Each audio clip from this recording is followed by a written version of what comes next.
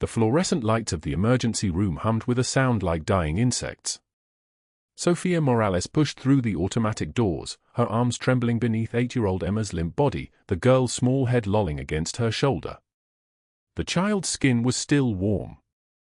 That was the only thing keeping Sofia moving forward, the warmth, the proof that Emma was still here, still alive, still fighting. Her nanny uniform clung to her in patches of dark sweat despite the dry October cold that bit through the entrance. Her breath came in visible clouds under the harsh fluorescent ceiling, each exhalation a small white prayer. The wheelchair they had abandoned in the Ashford mansion garden seemed impossibly far away now, abandoned among dead leaves that had scattered like bones across white marble. "I need help. Please." "She's seizing. She was seizing in the garden and I don't know what's wrong with her." Sofia's voice came out fractured, barely a whisper, shattered like glass dropped on tile.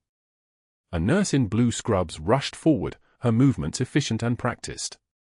She gestured for Sofia to follow toward the back, but before they could reach the hallway, the nurse's eyes landed on Emma's wrist.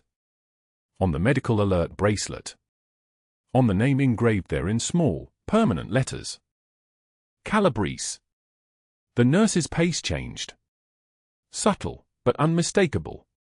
A nurse who had just understood the weight of what lay in Sofia's arms. "Insurance information," the intake clerk said, fingers poised over her keyboard. She didn't look up. Sofia opened her mouth. Closed it. Opened it again. I'm the nanny. This isn't my daughter. I'm employed by the Ashford family. The girl, her name is Emma. She was in the garden and she collapsed and I didn't know what else to do, so I brought her here because she needed help, and I have $5 in my wallet. I have $5 and that's all, but I don't care about that, I just need her to be okay." The words tumbled out, desperate and raw. The clerk's fingers stopped moving. Her eyes lifted slowly to Sofia's face, and in that moment, Sofia saw something shift in the woman's expression. Pity. Fear. Recognition of something about to change. 3 men in black suits materialized in the waiting room as if they had always been standing there, waiting in the margins of the fluorescent light. They wore suits that cost more than everything Sofia owned combined, their cufflinks silver, their shoes polished to a mirror shine. The tallest one, broad shoulders, a scar running from his left eye to his cheekbone, a face that had never known mercy, stepped forward with the confidence of someone accustomed to rooms bending around his will. His name was Rocco. He looked at Emma's face. Then at Sofia's face. Then at the medical alert bracelet. He pulled a phone from his jacket pocket. The waiting room held its breath. A fluorescent light flickered overhead, casting shadows across his cheekbones. 2 words. That was all he said. "We found her." The silence that followed was so complete that Sofia could hear the beeping of monitors 3 rooms away, the distant cry of another child somewhere in the hospital's depths, her own heartbeat thundering in her ears like a fist against a locked door. In a kitchen across the city, a man stopped moving. Alejandro Calabrese stood at a marble counter lined with fresh pasta dough, his hands dusted with flour that had turned paste white against his skin. He had been making fresh pappardelle the way his mother had taught him 41 years ago, the way she had taught him before she died on a Tuesday in February when he was 17 and could not save her. The dough was perfect. The rhythm of his hands had become meditation, had become the only prayer he still knew how to speak. His phone buzzed against the counter.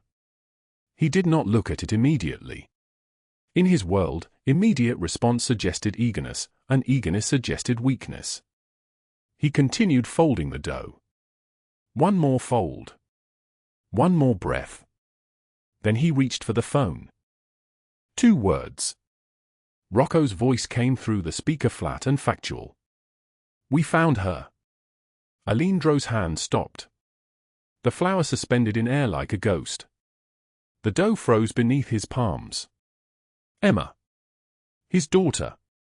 The girl he had been searching for in silence, the girl whose name he had learned not to say aloud because every time he said her name, something inside his chest cracked further, like a wall of ice breaking apart under spring thaw.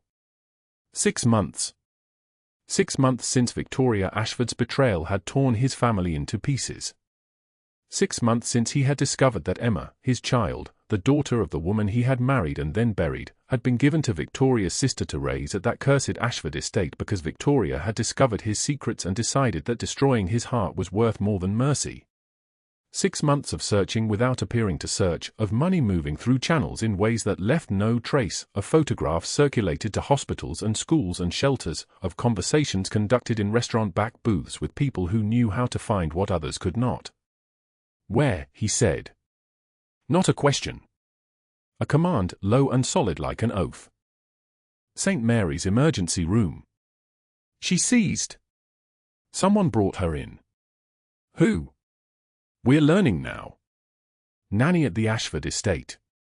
Young. Broke. No connections. Alejandro's jaw tightened. He set the phone down.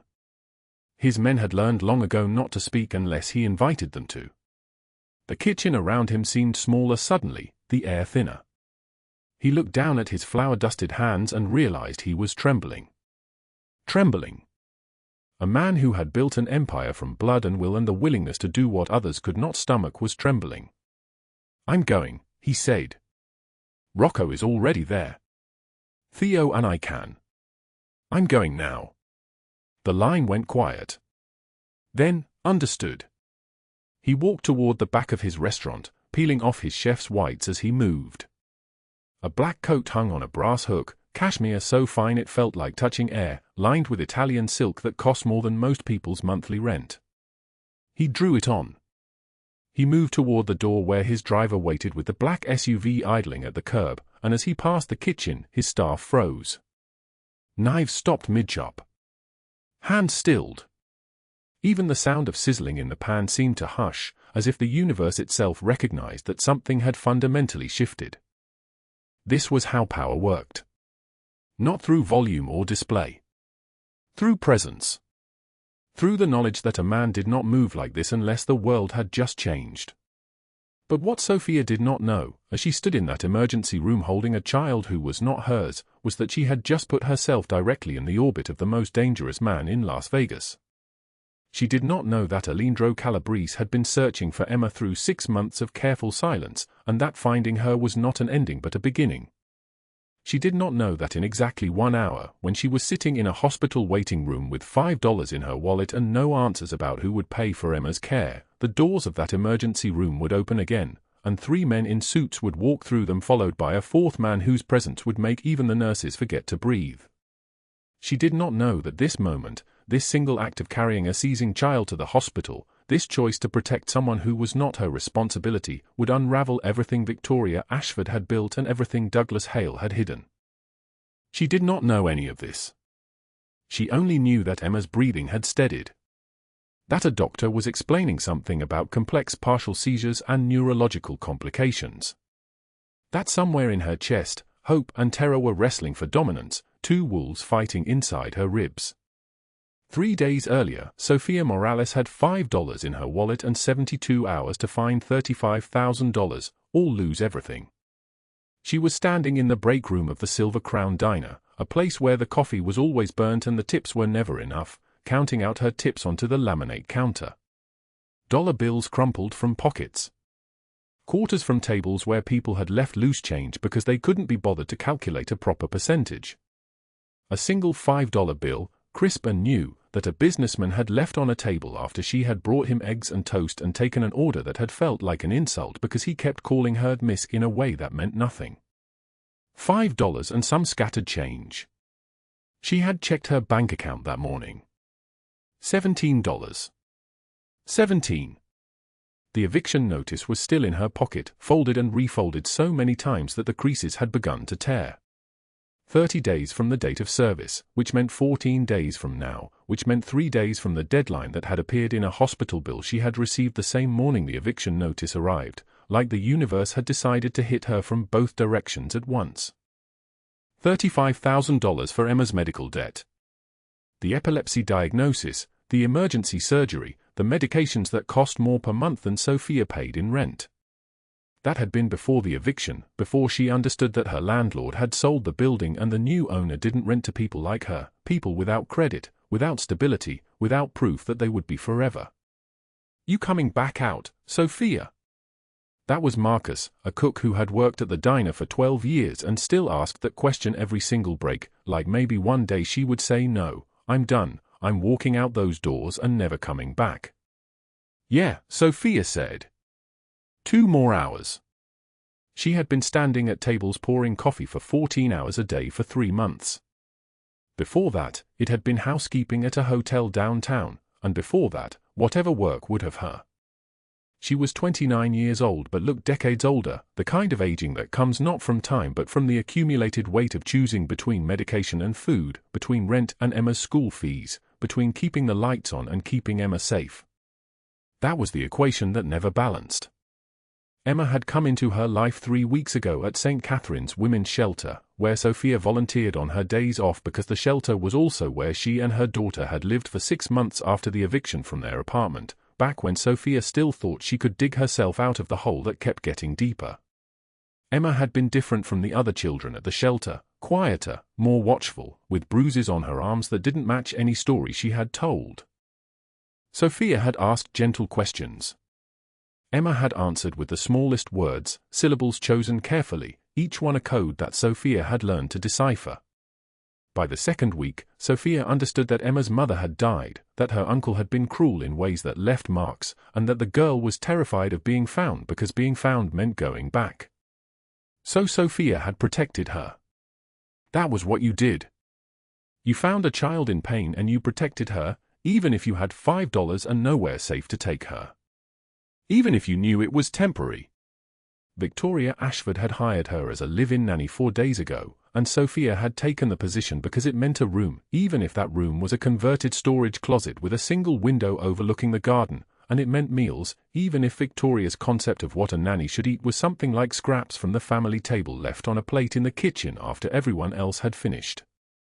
The mansion itself was a monument to the kind of wealth Sofia would never understand. Marble floors that went on for what felt like miles. A staircase that spiraled up through 3 stories like something from a movie about people who had never worried about money. Oil paintings in heavy frames. Furniture that looked like it might break if you touched it. Victoria Ashford was 53 years old and had the kind of beauty that came from having never wanted for anything. Her hair was blonde, expensively maintained, cut to fall at precisely the right angle across her shoulders. She wore clothes that bore the names of designers Sofia had never heard of, though she could tell from the weight of the fabric and the perfection of the seams that they cost more than Sofia's entire wardrobe, more than Sofia's car, more than the salary Victoria was paying her, which was $700 per week for 14-hour days in a storage closet. Victoria had instructed her on the first morning, "The child will be no trouble. She will eat what is provided. She will not make noise. She will not disturb my routines. You will ensure this." Sofia had said, "Yes." And then, quietly, Sofia had learned which times Victoria left the mansion and which corners of the garden were hidden from the windows of the house. She had learned where extra food could be found and how to leave it for Emma without anyone noticing. She had learned that surviving meant making yourself small and invisible and learning to find happiness in moments no one else could see. That had been 4 days ago. Today, counting her tips in the break room of the diner, Sofia was trying to do the math that kept refusing to add up. $35,000. 14 days until eviction. $5 in her wallet. The number system didn't have a solution. The clock on the wall of the bank showed 5:48 a.m. when Sofia Morales pulled out her phone and opened the banking app with fingers that trembled slightly in the cold October air. $17. 17. That number sat in the account field like a sentence with no possible appeal, no negotiation, no mercy. She had counted and recounted 3 times, thinking the app might be broken, that some deposit she had forgotten about might materialize, that the universe might offer even the smallest correction. It had not. The screen did not lie. Sofia stood in the converted closet that served as her bedroom at the Ashford estate, 6 feet wide, 8 feet deep, no window, a single bare bulb hanging from the ceiling that she was careful to turn off the moment she finished dressing. A metal cot with a thin mattress. A plastic storage bin containing everything she owned that was not currently on her body. This was her home. She had been living here for 4 days. The envelope sat on top of the bin, unopened, though she had read every word through the thin paper weeks ago. Final notice. Medical debt collection. $35,000. The amount had originally been $47,000 before the hospital's charity program had absorbed part of the cost, but the remaining $35,000 was still, according to the letters that arrived with increasing frequency, entirely her responsibility. Her daughter Emma's leukemia treatment. 2 years ago. Emma had survived. The debt had not. 14 days. That was what the letter said. 14 days until wage garnishment began, until her already fractional paycheck would be seized entirely, until the foreclosure notice on her apartment, the apartment she no longer lived in because she could not afford the rent, would become final, and the last place she and Emma had called home would belong to the bank instead. Sofia pulled on her uniform, the black dress and white apron that Victoria Ashford provided, and made her way through the dark mansion toward the kitchen. Her breath was visible in the cold. The Ashford estate maintained certain temperatures to preserve the artwork and furniture, temperatures that had nothing to do with human comfort. She had learned not to complain. The kitchen was all stainless steel and marble countertops, everything gleaming under the fluorescent lights. Sofia began the breakfast preparation at 6 o'clock exactly, the same as every morning. Eggs for Victoria, poached, 2 minutes, white set but yolks still moving like liquid gold. Whole wheat toast. Fresh fruit cut into precise cubes.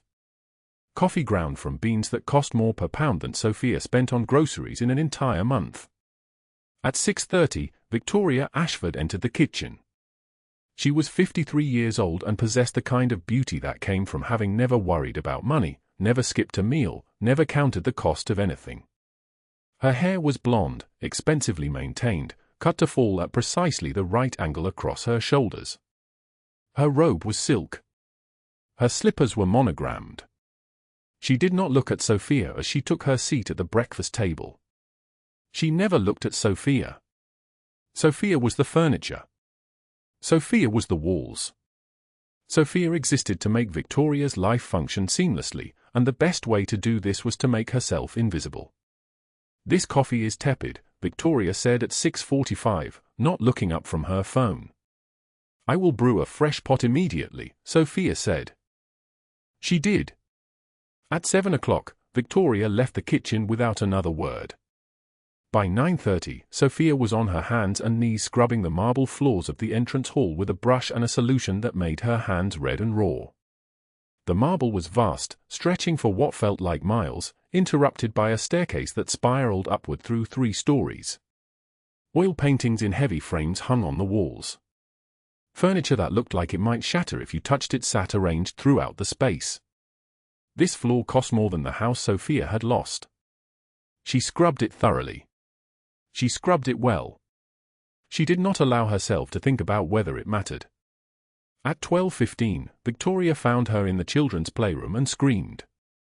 Not in a way that suggested physical danger. In a way that was worse, the scream of someone whose expectations had not been met, whose vision of perfection had been disrupted. "This is a disgrace," Victoria said. "A complete disgrace. Do you understand what I am paying you for? Do you have any idea how fortunate you are to have a roof over your head?" "Yes," Sofia said quietly. "I will clean it immediately." She cleaned it immediately. The twins, Marcus and Julia, ages 7 and 9, watched from the doorway with expressions that suggested they had learned their mother's cruelty from observation alone. At 3 o'clock, Sofia chased the twins through the garden while Victoria attended her yoga class. The October wind cut through Las Vegas like a blade wrapped in ice, and the dead leaves scattered across the manicured grass in patterns that seemed almost deliberate, almost like a message. Sofia's breath came in visible clouds. She had forgotten to wear a jacket. She always forgot to wear a jacket because the closet that was her bedroom had limited space and Victoria preferred that she not be visible when she was not working. At 6 o'clock, Sofia served dinner, a pasta dish prepared according to Victoria's specific instructions, plated with an exactness that bordered on religious. Victoria ate it without comment, which Sofia had learned meant that it was acceptable. At 8 o'clock, she finally returned to her closet. She collapsed on the metal cot. Her feet throbbed. Her back throbbed. Her hands were cracked and bleeding from the cleaning solution. She had been awake for 14 hours. She had 14 more to go before she could sleep, because tomorrow was her day at the shelter, and the shelter was where Emma was, and Emma was the only thing that made any of this bearable. 3 nights a week, Sofia worked at Mancini's restaurant, an upscale Italian establishment in the downtown casino district with white tablecloths and candlelit tables and a wine list that required a separate binder. The work was different here. The customers expected her to smile. They expected her to have a demeanor that suggested she was grateful for their presence, for their money, for the opportunity to serve them. She had learned to perform this gratitude convincingly. She had learned to keep her eyes down and her movements efficient and her voice smooth as water. Douglas Hale was the manager. He was 48 years old with thinning hair and hands that were always slightly too warm, always too close. He wore cologne that filled the hallway outside his office, and he moved through the restaurant with the confidence of someone who believed that the hierarchies he had created were natural and correct and permanent. On the Tuesday evening when Sofia arrived for her shift, he cornered her in the hallway near the kitchen. He was too close. His breath smelled like garlic and wine and something underneath that made her skin contract. "You're working a double tomorrow," he said. It was not a question. "Mr. Hale, I have a commitment. I volunteer at a shelter, and I don't care what you do on your personal time. You work when I tell you to work. You do what I tell you to do. If you have a problem with that, I can make sure you never work in this city again. Do you understand me?" Sofia's voice came out very small, very controlled. "Yes. I understand." He held her gaze for a moment too long, and then he stepped away, satisfied that his power had been acknowledged and accepted. After her shift ended at 11:30, Sofia took the bus across the city to the 24-hour diner near the shelter, the only place open at that hour where she could sit for a few minutes without anyone requiring anything from her. She ordered a cup of coffee that cost $2. This left her with exactly $5 in her wallet. $5! She had counted her tips in the break room at Mancini's, $8.37 for a 6-hour shift, and the knowledge that this was the sum total of her financial resources, that this small handful of bills and coins represented her ability to feed herself for the next 3 days, made her coffee taste like ash. She thought about Emma. Emma was 8 years old and lived at the Riverside Shelter on Charleston Boulevard, a converted hotel that housed 37 children in various states of crisis. Emma had arrived 6 weeks ago with bruises on her shoulders and arms, bruises that suggested hands that had grabbed in anger, bruises that suggested a violence that went beyond accident or childhood carelessness. She did not speak about where she had come from. She did not speak much at all. She sat in a wheelchair because a fall down a staircase 3 years ago had damaged her spine, a fall that Emma's mother had explained as an accident, and then had not explained when Child Protective Services arrived with questions about how a 5-year-old falls from the 3rd step. Sofia had begun volunteering at Riverside 2 years earlier, back when she could afford rent and childcare for Emma and believed that her life might eventually stabilize. She had watched her own daughter's illness and treatment and survival, and she had felt called to be present for other children who were suffering, for other children whose bodies and circumstances had become battlegrounds. She brought her grandmother's recipe book when she came to volunteer now. The book was from 1987, handwritten in her grandmother's careful script, filled with recipes for empanadas and mole and rice and beans, with notes in the margins about which dishes Emma had loved as a baby, about which combinations of spices made people feel less alone. Sofia had written new notes in the margin since her grandmother had passed. Emma likes this one, add extra cinnamon, and she had begun teaching Emma how to cook simple meals in the shelter kitchen. This was the only time Sofia saw her actual daughter anymore. The state had determined that supervised visitation only, pending a custody review, pending an assessment of Sofia's financial stability and housing situation. Sofia's mother had taken Emma during the worst of the treatment, had cared for her while Sofia worked, and when Sofia could not afford to maintain a house, when the medical debt had crushed every other possibility, the custody situation had become complicated. The $5 coffee reached the bottom of the cup at 12:47 in the morning.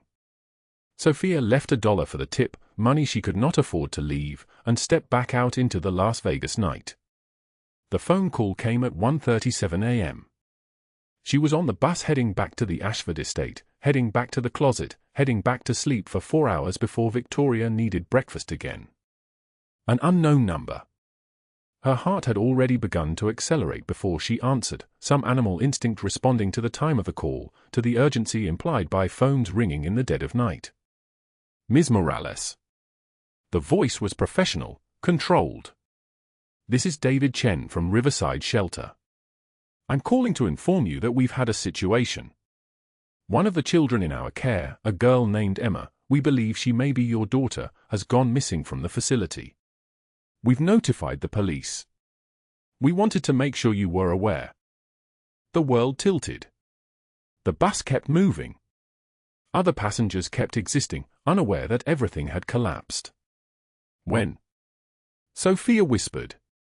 When did she disappear? Sometime between 9 and 10 p.m. this evening. Her bed was empty during our evening check. We've been searching the surrounding area, and we've contacted the police. There's an Amber Alert being issued. Ms. Morales, I need to know, is there anyone who might come for her? Anyone from her previous situation? Sofia could not answer. She could not speak. The phone felt like it weighed 1,000 pounds. Ms. Morales? Are you there? She was there. She was everywhere. She was fractured across time, at the diner counting her $5, at the Ashford mansion scrubbing marble floors, at the moment Emma was born, at the moment Emma survived leukemia, at the moment she could not protect her from the world that wanted to break her. I'll be there in 20 minutes, Sofia said. And then the phone went dark. The phone went dark. Sofia's hands shook as the bus lurched forward through the empty Las Vegas streets. 1:37 in the morning, and the world had ended. Emma missing. Emma from the shelter, the 8-year-old with dark eyes and a collection of colored pencils she guarded like treasure. Emma, who whispered at night that everyone left eventually, and Sofia had promised she would not. Emma was gone. She pulled the cord. The bus hissed to a stop at the corner of Maryland Parkway, 2 miles from the Ashford estate. Sofia ran. Her lungs burned with the effort, her thighs screaming, her cheap shoes slapping against the concrete in a rhythm like a countdown. The October night was cold and sharp, the kind of desert cold that cuts through fabric and bone. Dead leaves scattered across the sidewalk like ashes. She did not think about why she was running toward the mansion instead of toward the police station. Something inside her, some animal instinct, some knowledge she could not name, pulled her there. The Ashford gates were open. The driveway curved through grounds that stretched for 2 acres, all manicured hedges and imported stone fountains, and a fountain that cost more than Sofia earned in a year. She cut across the lawn toward the back gardens, where the koi pond sat beneath 200-year-old oak trees. The leaves had formed drifts against the stone walls, and the wind moved through them like breath through a dying throat. There. The wheelchair sat empty beside the pond, overturned on its side. The cushion was wet. Sofia's vision fractured into white noise. And then she saw the small shape, collapsed against the lip of the stone, and the world stopped existing. Emma lay motionless, her lips the color of storm clouds. Her body convulsed, once, violently, and Sofia understood in that instant what was happening. Seizure. She had seen seizures before during Emma's treatments, but never like this, never alone, never in the dark. Sofia did not think. She moved. She dropped to her knees, felt the cold stone tear through the fabric of her pants, and lifted Emma from the ground with a strength she did not know she possessed. The girl's body was rigid, her eyes rolled back, her breath coming in gasps. Sofia ran. She did not feel the pain in her legs or the burning in her lungs. She ran toward the service parking area where her 15-year-old Honda sat with its check engine light permanently illuminated, the passenger window held together with duct tape, the interior smelling of desperation and jasmine air freshener from the dollar store. She laid Emma across the back seat. The girl's head rested in Sofia's lap as she drove, one hand on the steering wheel, one hand pressing against Emma's forehead. Every red light felt like an eternity. Every stoplight was a choice between stopping and driving faster, and Sofia made the only choice that mattered. "Please," she whispered. "Please, baby. Stay with me. Stay with me. Stay with me." Riverside Hospital appeared like a prayer answered.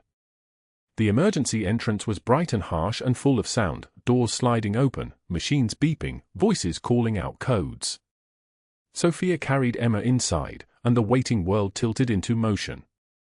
"She's seizing," Sofia gasped to the first nurse she saw. "She's having a seizure. Her name is Emma. She's 8. Please." The nurse did not ask questions. She called for help, and suddenly there were hands everywhere, gentle hands, professional hands, hands that knew what to do. They took Emma from Sofia's arms and carried her deeper into the hospital, and Sofia followed, her legs moving without instruction from her brain. The waiting room closed around her. She sat in a plastic chair that cost $40 and felt like broken promises. She answered questions about Emma's medical history that she could only partially answer because Emma had never told her last name, never mentioned her family, had only shown up at the shelter with bruises blooming on her small arms like flowers nobody wanted to see. That was when the elevator doors opened. 3 men in suits stepped out. Not nurses. Not doctors. The kind of men whose presence changed the air pressure in a room. The tallest one had a scar running from his left eye to his cheekbone, silver threading through his dark hair at the temples, and eyes that carried the weight of the entire city inside them. His suit was charcoal gray, tailored to every line of his broad shoulders, and his shoes were polished to a mirror shine. He moved toward the desk, and the nurse behind the counter immediately straightened, her eyes dropping. "A girl was brought in approximately 15 minutes ago," the man said. His voice was deep and solid like an oath. "Emma Calabrese. I need to see her."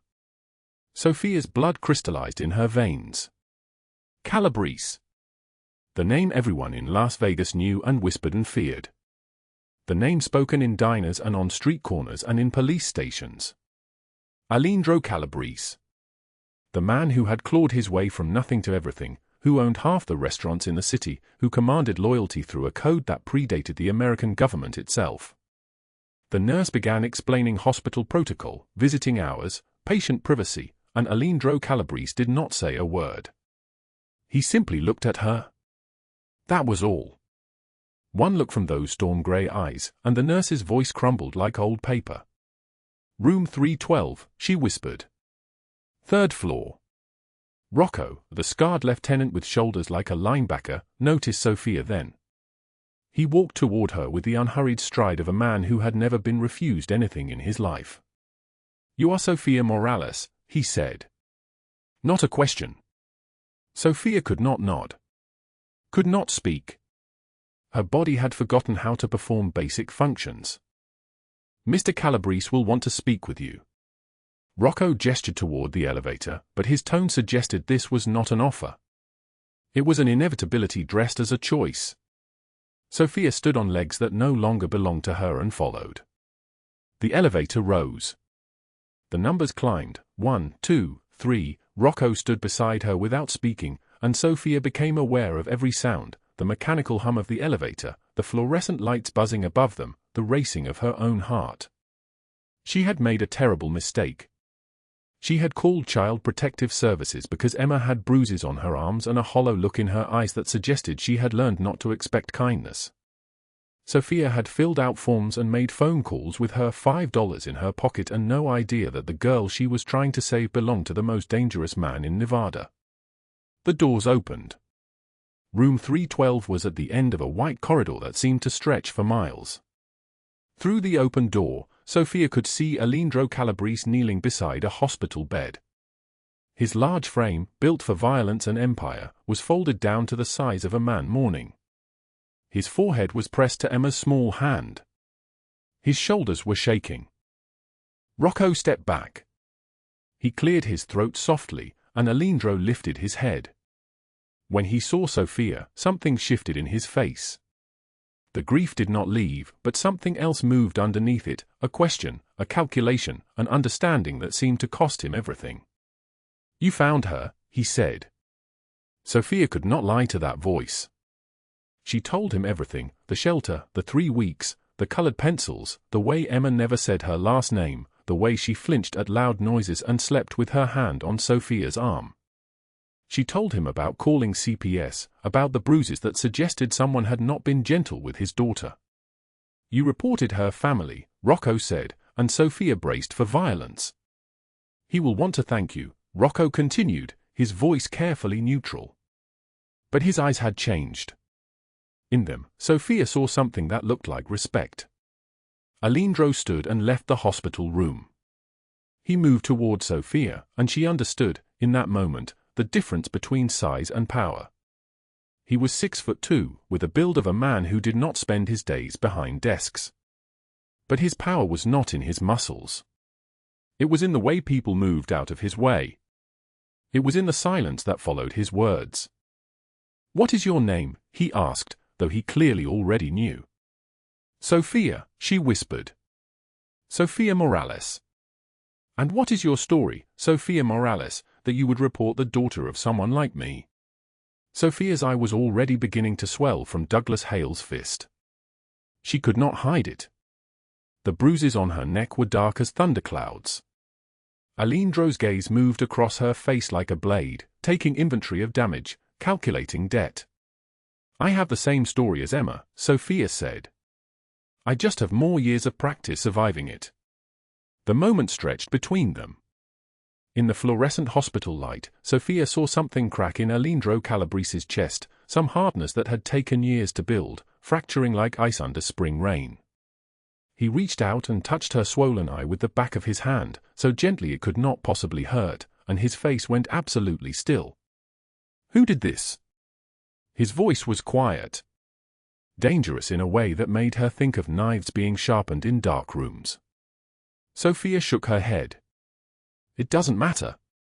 "It will matter," Alejandro said, and she understood that he meant it. "I will make sure it matters." The next morning, Sofia arrived at Mancini's restaurant for her 6 a.m. shift, her eye hidden under 3 layers of makeup, her ribs taped beneath her uniform. She pushed through the kitchen door and into the walk-in freezer where the smell of preservation hung thick and cold. Douglas Hale was waiting in the back office. He sat behind his desk, a desk that cost more than Sofia made in a month, and his fingers drummed against the wood in a rhythm like a countdown. "Close the door," he said. Sofia closed the door.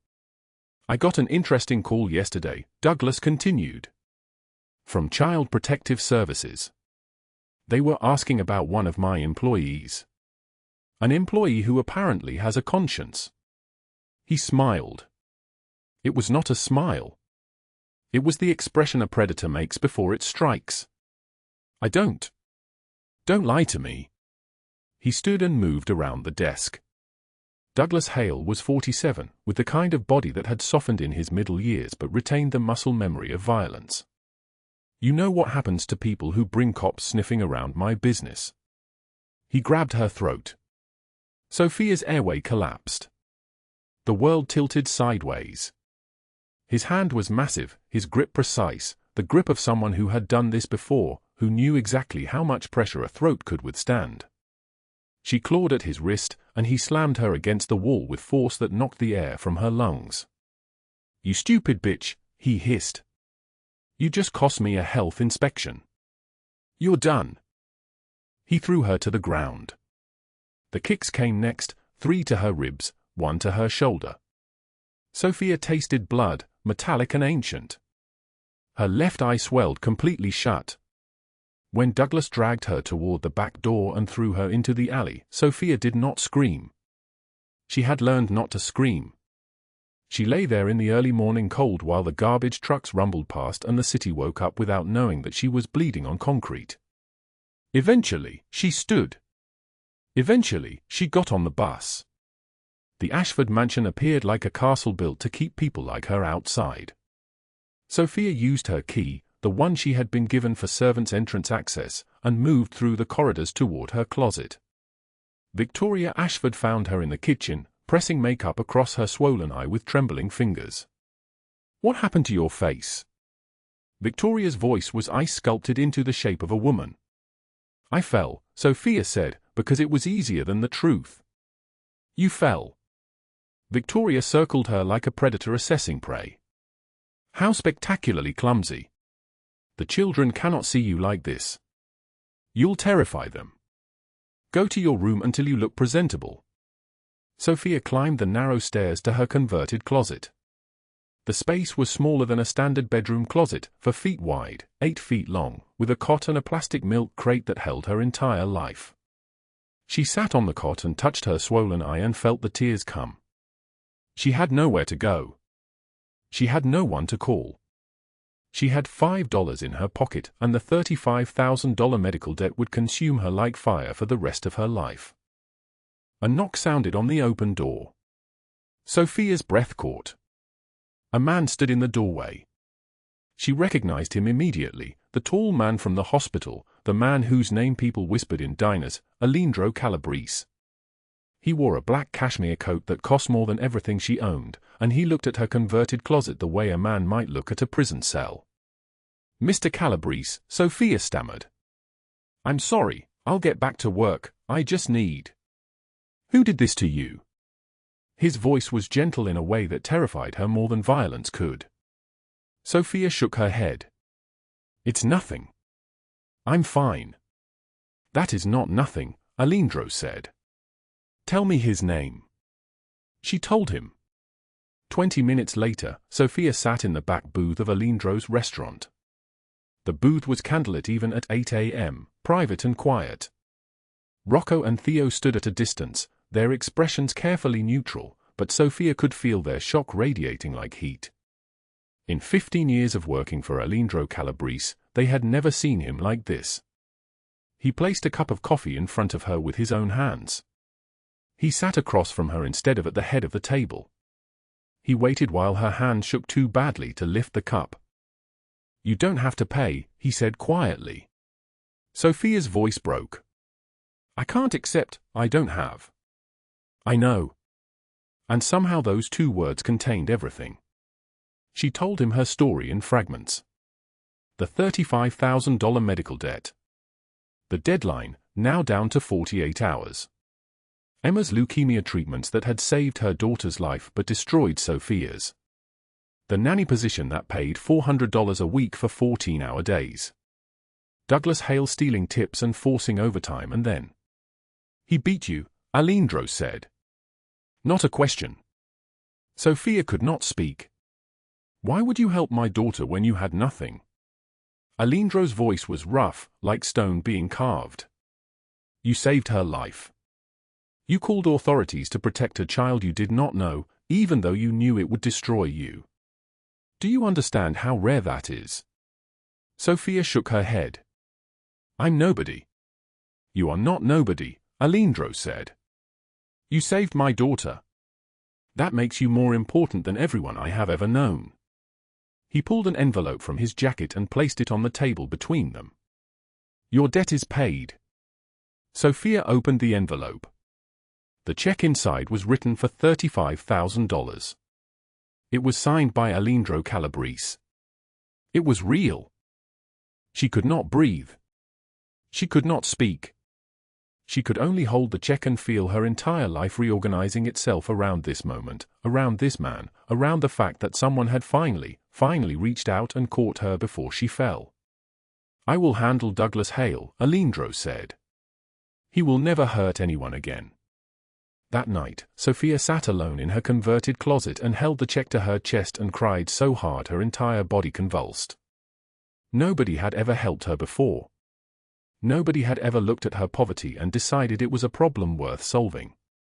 She did not know that across the city, Douglas Hale was making phone calls to his own connections, calling in favors, reaching out to men who would understand why he needed Sofia Morales to disappear. She did not know that Victoria Ashford had seen Alejandro Calabrese leaving her home, had seen him speak to her nanny with a gentleness she reserved for no one, and had begun making calculations about how to protect her own interests. She did not know that the two villains were now circling, teeth bared, ready to fight. All Sofia knew was that for the first time in her life, someone had seen her drowning and had thrown her a rope. She held the check and whispered thank you to the darkness, not knowing that gratitude was not safe, that mercy always costs more than we can afford to pay. The October wind tore through the parking lot like a blade wrapped in ice, and Sofia Morales stood alone beside her used Honda with the check still folded in her jacket pocket, not knowing that the man emerging from the darkness was about to destroy everything she had built in 3 days. Douglas Hale stepped out from between two cars, his face twisted with a rage that had been festering since the moment the health inspectors arrived at Mancini's restaurant with federal warrants. 2 men flanked him, broad-shouldered, their hands already curling into fists. The clock on the restaurant's exterior showed 11:03 p.m. Rain had finally come to Las Vegas after 6 weeks of brutal dry cold, and the pavement gleamed like black glass. You think you can go crying to some gangster and I'll just let it go? Douglas's voice was venom poured into a human shape. He was 52 years old but looked 70, his face carved by decades of anger and cheap alcohol. His shirt was wrinkled, his hair unwashed. In his right hand, a folding knife caught the light. You cost me everything. The health inspectors shut down my side business. Cops are asking questions about where the money comes from. Where the girls come from. And you did that. You. Sofia's hands began to shake. The check in her pocket suddenly felt like the most dangerous thing she possessed. I protected a child, she said. Her voice was barely a whisper, but it did not break. Emma was 8 years old. I protected her. I would do it again. Douglas lunged. But the world reorganized itself in an instant. A black SUV's door opened on Sofia's left, and Rocco emerged like a shadow that had been waiting for permission to move. His suit was charcoal gray, his shirt white and perfectly pressed. A golden watch caught the rain. To Sofia's right, the passenger door of a second SUV swung open and Theo stepped out, younger than Rocco by maybe 5 years, his face carrying the kind of stillness that comes from years of witnessing violence without flinching. Behind them, from the darkness between the parked cars, 12 men in black moved like ghosts, their footsteps synchronized, their movements deliberate. Each one wore a suit that cost more than Sofia had earned in the past 6 months. Douglas froze mid-lunge, the knife still raised. His breathing became shallow, fast, the sound of a trapped animal. Rocco's voice emerged flat and emotionless, the voice of a man reading a death sentence. Mr. Calabrese sends his regards. The FBI is very interested in your trafficking operation. I never. Douglas's face had gone the color of old milk. The knife fell from his fingers and clattered against the asphalt. The girls you bring through the restaurant, Rocco continued, moving closer with steps that covered ground but cost no energy. The tips you skim from your employees' wages. The health code violations you bribe inspectors to ignore. The cash payments made to county officials. We have documents. We have photographs. We have audio recordings. Douglas's knees buckled. He dropped against the nearest car, his hands shaking so badly they looked like they belonged to someone else. Please. I'll disappear. I'll leave the city tonight. You'll never see me again. Too late, Rocco said. He nodded once to the men behind him. They moved with the precision of a choreographed dance, surrounding Douglas, lifting him, placing him in the back of the lead SUV. No one spoke. No one raised their voice. The sound of rain on metal was the only witness. Rocco turned to Sofia. He studied her for a moment, then something shifted in his expression, a small softening at the edges. Mr. Calabrese wants you to know that you are safe now. That will not change. He turned and walked back to the SUV, his footsteps the only sound in the parking lot except for the rain. The engine started. 3 SUVs pulled out into the Las Vegas night, their taillights disappearing into the distance. And Sofia stood alone beside her car, the wind still cutting through her jacket, unable to move because her entire body had become stone. At 6:56 in the morning, federal agents arrived at Mancini's restaurant with a convoy of unmarked vehicles and camera crews from every news station in Nevada. The cameras captured Douglas Hale being led out of his office in handcuffs, his face bloated and purple with rage, screaming about his rights, screaming about persecution, his voice cracking like a man watching his entire world burn. He collapsed against the FBI van like a cornered animal, and they had to carry him the final 10 feet. The charges that scrolled across the news chyrons were like a roadmap of his sins: human trafficking, racketeering, assault, tax evasion, money laundering, corruption of a public official. 40 years. No parole. No mercy. But Victoria Ashford's downfall unfolded differently, because some punishments are not administered by the government. They come from people who understand that systematic destruction is more elegant than violence. Rocco delivered a sealed envelope to Richard Ashford himself, handing it to him outside his office at 2 p.m. on a Tuesday. Inside were documents in Victoria's handwriting, forged signatures, bank transfers, photographs of her at casinos in Reno and San Francisco and California, money disappearing from household accounts at a rate of $7,000 per week. The document showed that she had been embezzling from the staff payroll. Sofia's salary had been cut in half for 2 years while Victoria forged Richard's signature on the authorized amount. Everything meticulously documented. Everything impossible to deny. Richard drove home in silence. He parked in the circular driveway and walked through the mansion's front doors at 4:15 p.m., the envelope still in his hands. Victoria was in the main hall, reviewing paint samples with an interior designer. The marble floors echoed with their voices. The afternoon light came through windows that stretched from floor to ceiling. "You've been stealing from our employees?" Richard's voice shook, not with anger but with a deeper kind of grief. The grief of discovering that the person you married was a stranger wearing a familiar face. "For how long?" Victoria's expression froze. The mask she wore every day in Las Vegas society, the perfect wife, the gracious hostess, the woman of refined taste, cracked down the middle like old porcelain. "They're servants, Richard. They don't deserve." "Sofia works 14 hours a day," he continued. "You've been paying her $5,000 a month. The contract I signed authorized $10,000. Where is the other $5,000? Where is all of it?" Victoria's hands curled into fists. She turned toward Sofia, who was standing near the staircase, and in that moment something ancient and poisonous rose up behind her eyes. "This is your fault," she said, her voice dripping with venom. "You brought that criminal into my home. You seduced him with your poverty and your pathetic story. This is what happens when people like you insert themselves into places where they don't belong." "I brought a man who actually pays his debts," Sofia said quietly. She stood with her shoulders back and her head level, and in that moment she was no longer a maid in someone else's home. She was simply a woman speaking the truth. "I brought a man who noticed when people were suffering. I brought a man who did something about it." Richard filed for divorce that afternoon. His attorney moved quickly, drawing up papers that night. Victoria watched from the gallery during Douglas Hale's sentencing hearing 6 weeks later, watching him receive his 40-year sentence, and in his broken face she saw her own future. She saw the isolation, the disgrace, the way that her friends would stop taking her calls, the way that every charity board in Las Vegas would find reasons to remove her name from their letterheads, the way that everything she had built on the foundation of Richard's money and her family's old name would crumble into nothing. Justice for both villains was not delivered through violence. It was delivered through documentation, through systems, through the methodical dismantling of everything they had constructed. It was systematic and thorough and absolute, and in some ways it was far more devastating than death could ever have been. But Sofia did not know yet that this justice had been purchased at a price she was about to pay.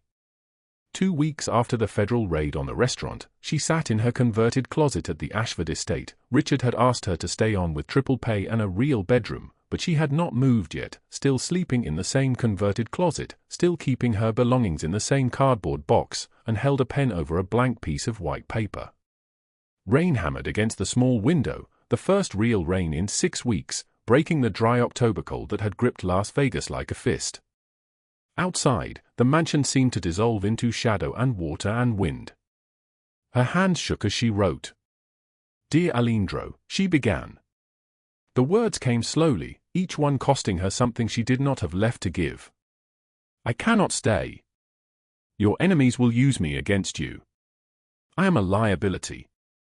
Emma deserves a father who is safe, and you have given me more than I can ever repay, but the debt between us is too dangerous for both of us. Thank you for showing me that good men still exist. Thank you for seeing me when I was invisible. I will spend the rest of my life repaying the kindness you showed, even though I know that repayment is impossible. I am sorry. Sofia. She signed it carefully, her signature shaking, and tucked the letter into an envelope with the only thing of value she possessed in this world, her grandmother's recipe book, leather-bound and worn, with notes in the margins in handwriting from 3 generations of women, all of them teaching the next how to make something beautiful from nothing. It was the only inheritance she had. It was the only inheritance she had to give. She booked a one-way bus ticket to Phoenix with the money she had saved from Richard's new salary, $2,000 scraped together over 2 weeks, eating only what the household staff left, working every hour, never spending a single dollar on herself. The bus left at 6 a.m. She had written the letter at 11 p.m. She planned to sleep in her car in a parking lot and board the bus before dawn, disappearing so completely that Alejandro Calabrese would understand that their connection had been a moment in time, nothing more, a brief intersection that could not be sustained without destroying him. But what Sofia did not understand was that Rocco had been given standing orders the night they met, track her movements, report every decision, every action, every breath. Alejandro Calabrese was already driving through the rain toward the motel where she was hiding, already calling his men, already making plans to do what he had always done since he was a child, refuse to accept that the people he loved would disappear without a fight. The sound of an engine cut through the rain. The sound of an engine cut through the rain. Sofia's hands froze on the zipper of her suitcase. She had been standing in this motel room for 7 hours, ever since she left the letter at the front desk, sealed in an envelope with her grandmother's recipe book tucked inside like a prayer folded into paper. The room smelled like stale cigarette smoke and broken promises, the kind of place where people came to disappear. She had chosen it for exactly that reason. The engine sound grew louder. A car door opened. Footsteps on wet concrete, deliberate and unhurried, the kind of footsteps that belonged to a man who did not run from anything. Sofia moved to the window and pulled back the thin curtain just enough to see. A black SUV sat in the parking lot, engine still running, exhaust rising like ghost breath into the cold Vegas morning. The sun had not yet risen. The sky was the color of steel. The knock came soft but firm. 3 taps. The kind of knock that expected an answer. She did not move. She did not breathe. Sofia. His voice came through the door like thunder wrapped in velvet. I know you are in there. She opened the door. Alejandro Calabrese stood in the doorway with her letter in one hand, the envelope torn open, water dripping from his black cashmere coat onto the rotting carpet. His dark hair was wet. His eyes, those storm-grey eyes that had seen violence and power and things she could not imagine, were burning. He had driven through the night. She could see it in the set of his shoulders, the way his jaw was clenched so tight it looked like it might break. You were going to leave. Not a question. A statement, heavy as a blade. Sofia could not meet his gaze. She looked down at her hands instead, at the calluses on her palms from 1,000 shifts, 1,000 hours of work that had never been enough to matter. I wrote you a letter. I don't want a letter. He stepped inside and closed the door behind him. The sound of it closing was like the lid of a coffin being sealed. I want you to tell me why you think I need protection from you. Your enemies. My enemies have been trying to destroy me for 20 years, Sofia. They have sent assassins and informants and men with guns that never missed a target. Do you really believe they will succeed because of you? Because a woman who cannot afford to eat saved my daughter's life. The way he said it, not angry, but broken, something inside her fractured like ice beneath weight. I'm nobody, she whispered. Stop. His voice cracked. He held up the letter, the paper trembling in his hand. Stop saying that. You are the woman who saved my daughter when you had $5 in your pocket and $35,000 of debt hanging over your head like a sentence. You are the woman who called Child Protective Services knowing it would cost you everything because a child needed protection. You are the woman who would rather disappear into nothing than endanger someone else. Do you understand what that means to a man like me? Sofia's tears came then, sudden and violent, like a storm breaking open. She had not cried in months. Her tears had dried up somewhere between the hospital and the Ashford mansion, somewhere between hope and survival. But now they fell like rain, and she could not stop them. Alindro set down the letter and picked up her grandmother's recipe book from the bed. The leather was worn soft from decades of handling. The margins were filled with notes in 3 generations of handwriting, her great-grandmother's recipes for pasta, her grandmother's refinements, her mother's observations written in pencil that had faded to ghost marks. You were going to give me this, he said, and it was not a question. It's all I have that matters, Sofia said. No. He set the book back in her hands with a gentleness that made her breath catch.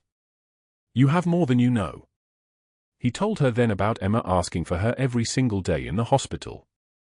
About the restaurant kitchen where he had learned to cook as a boy, standing on a crate beside his father, learning that something beautiful could be made from nothing but skill and intention.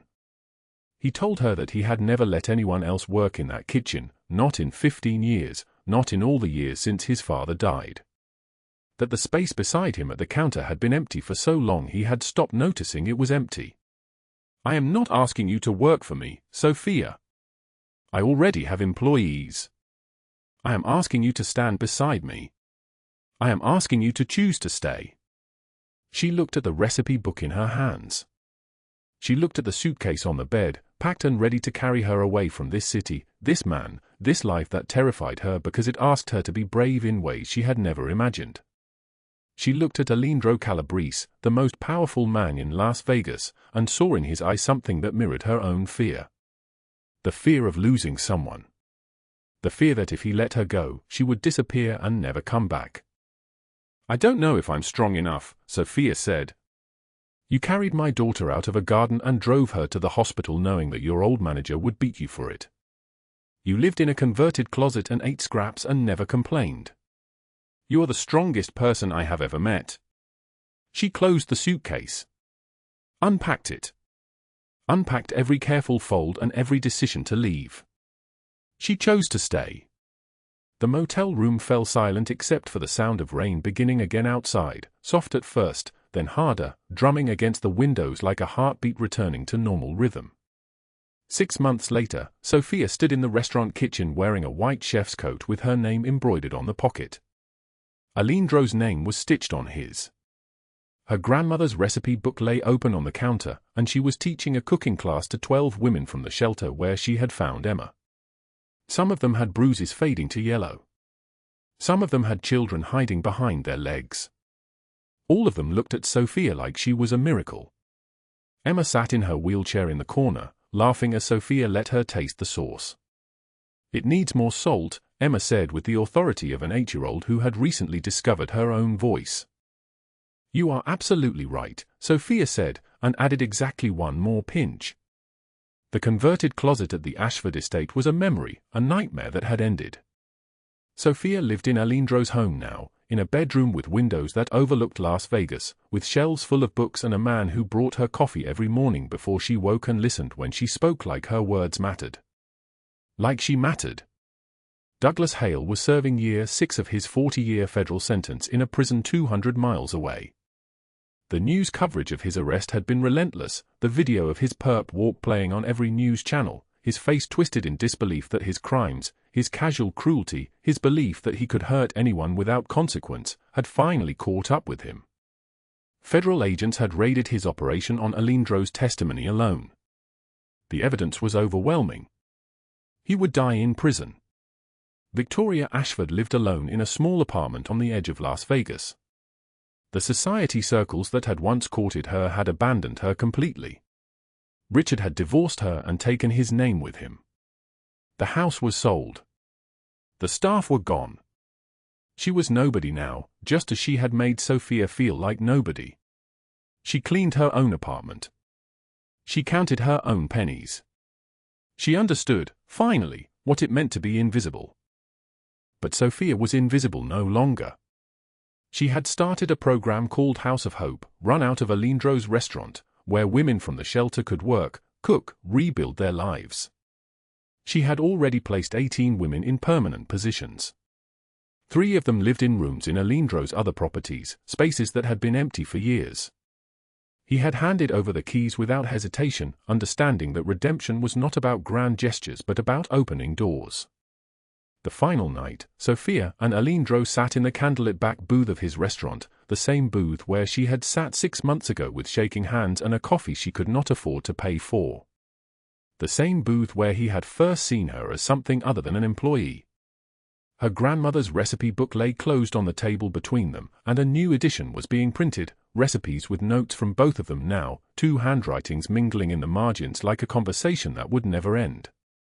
Emma slept in her wheelchair beside them, wrapped in a blanket that Sofia's grandmother had hand-embroidered 70 years ago in a kitchen in Puerto Rico. The blanket had traveled through generations, carried by women who understood that the most precious things were not things at all but the continuity of love, the passing down of skill and memory and the knowledge that you could make something beautiful from nothing. Alindro reached across the table and took Sofia's hand. His wedding ring caught the candlelight. They had married quietly 3 months ago, just the 2 of them, and Emma and Rocco and Theo, and a priest who understood that some unions were sacred because they had been forged in protection and survival, and the choice to stay when leaving was easier. "You were going to disappear," he said, not angry, just stating the fact of how close he had come to losing her. "I was afraid," Sofia said. "I thought my love would destroy you. Instead, it saved me." He brought her hand to his lips and kissed the palm where her calluses were finally beginning to soften. "I spent 20 years building an empire that meant nothing because I had no one to build it for.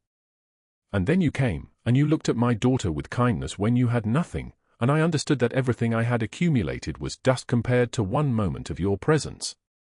Sofia felt tears threatening again, but this time they were different. This time they were tears of healing, of wounds closing, of a life that had been shattered being carefully pieced back together into something stronger. "I thought I had to choose between protecting myself and protecting others," she said. "I thought survival meant staying small, staying invisible, being nobody. But sometimes the most dangerous thing you can do is reach out your hand. Sometimes the person who reaches back changes everything." The rain had stopped outside. The sky was clearing, that peculiar desert clarity returning, the kind that comes after a storm has passed and the air has been cleansed. Through the restaurant windows, Las Vegas glittered in the pre-dawn darkness, and somewhere in that darkness, the people she had helped were building new lives. Douglas Hale was counting down the days in a cell. Victoria Ashford was learning what it meant to be powerless. And Sofia Morales, who had once had $5 in her pocket and everything to lose, was sitting in candlelight with the man who had seen her when no one else did, with the daughter she had saved, with the future she had chosen. "Thank you," she said. "For what?" "For not letting me disappear." Alindro smiled, and it was the smile of a man who had finally found what he did not know he was searching for. "I would have followed you anywhere. To the ends of the earth. You are not my employee, Sofia. You are not my responsibility. You are the person I choose every day." Emma stirred in her sleep and reached out her hand. Alindro took it gently, and Sofia took the other, and the 3 of them sat like that in the candlelit booth, not a family formed by blood, but by choice, by protection, by the decision to stay when leaving was possible. Sometimes one hand reached out at the right moment can change an entire life. This story teaches us that even in the darkest moments, love finds a way.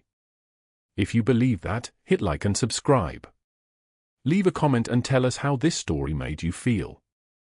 Thank you for staying with us until the very end.